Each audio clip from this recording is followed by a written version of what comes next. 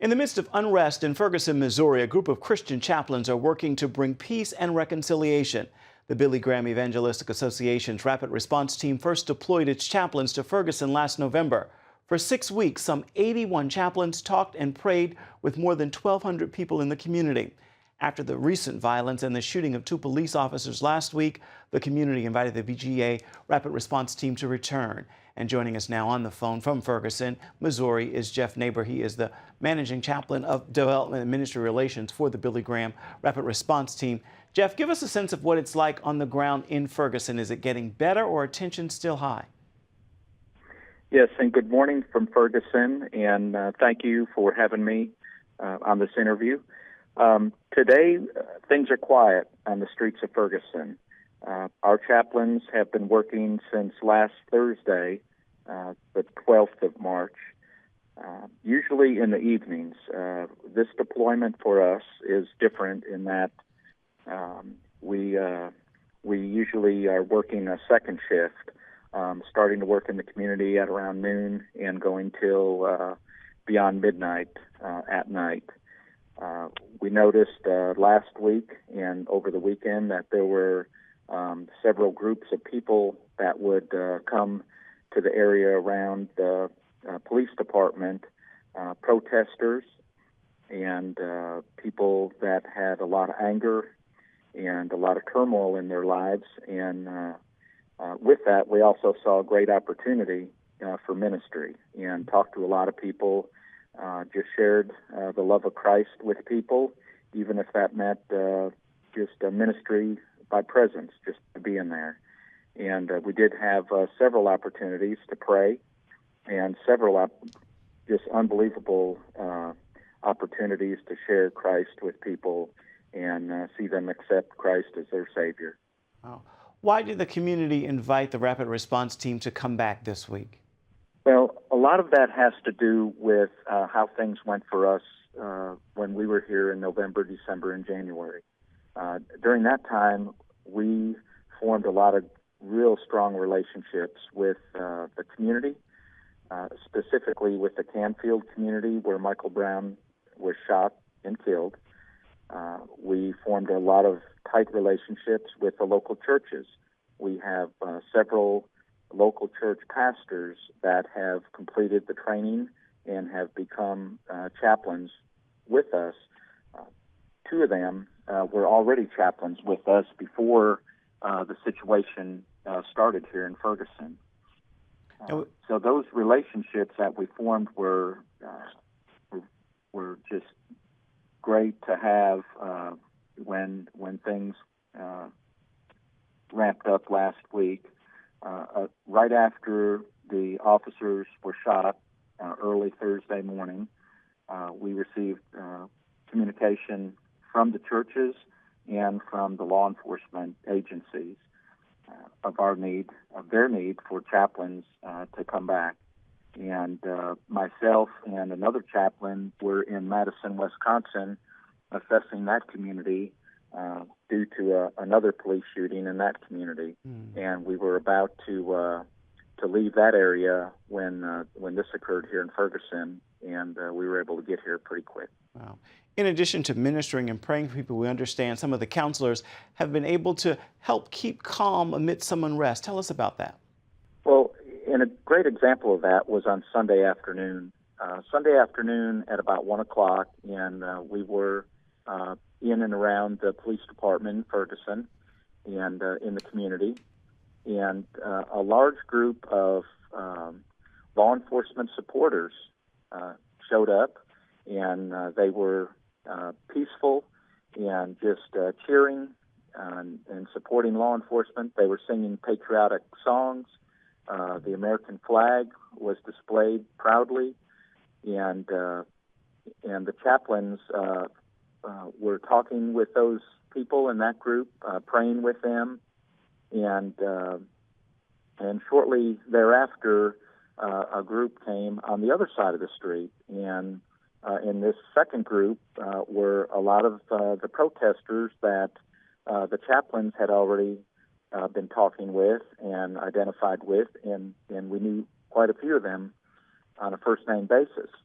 And the chaplains worked in and amongst these groups to try to ease tensions. There were some tensions right there in the middle of the street, and our chaplains were able to intervene several times. And at one point, we felt like it presented an opportunity for us to provide water to both sides.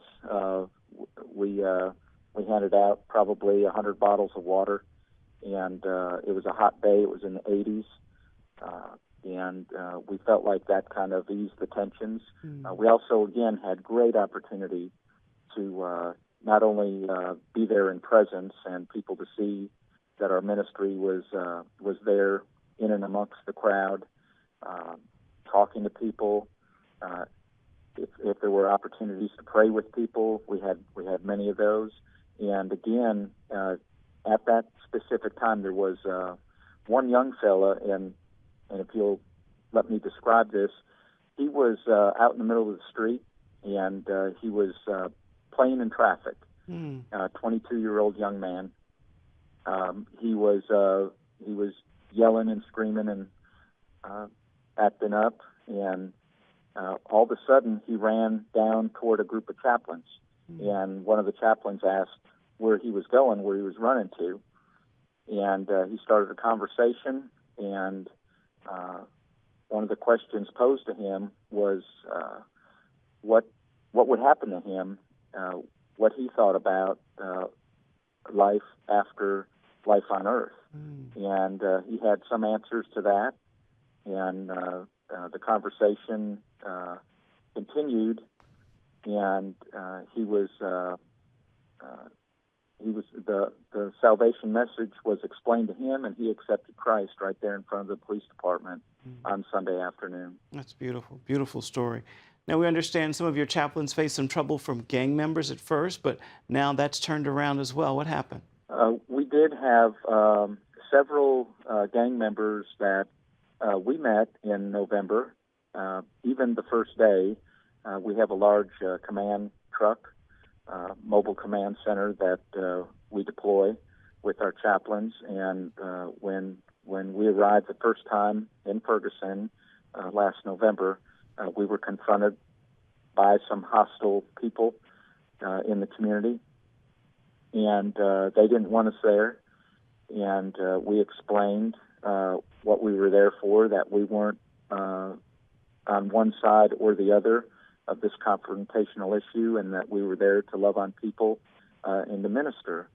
And it took some time, but with God's favor, we were able to talk with and meet with some of the local street gang people. And at some point, they were kind of watching over us in the neighborhood and letting us know when there were threatening people around.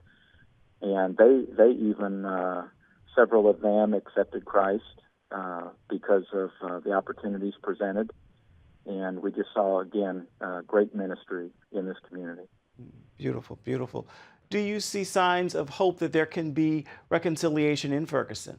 That's a good question. Last night I was standing on the street in front of the police department, and there were, with a small group of protesters, very hostile protesters that, and I was standing in the group, and my question to them was, what would satisfy you? And there wasn't an answer. I think people are looking for answers. They don't know what the answer is to their anger, and we hope that they will come to know Christ as the answer to what satisfies us as humans and as mortal men and women. I think there are signs of reconciliation. What I see this time compared to when we were here in November and December, I see more church involvement. Our ministry will be here. We're part of a unity event We Are One event, it was called. It occurred on January the 25th.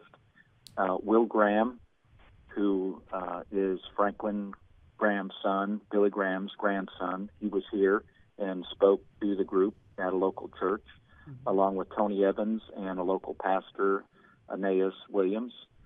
And it was a great unity event, a lot of church activity since then. Our ministry, the Billy Graham Rapid Response Team, will be conducting a seminar here on May the 30th. It's called the Sharing Hope in Crisis seminar. We did the same seminar at Regent University last year, about that same time in May, and we conduct that seminar throughout the country at various churches.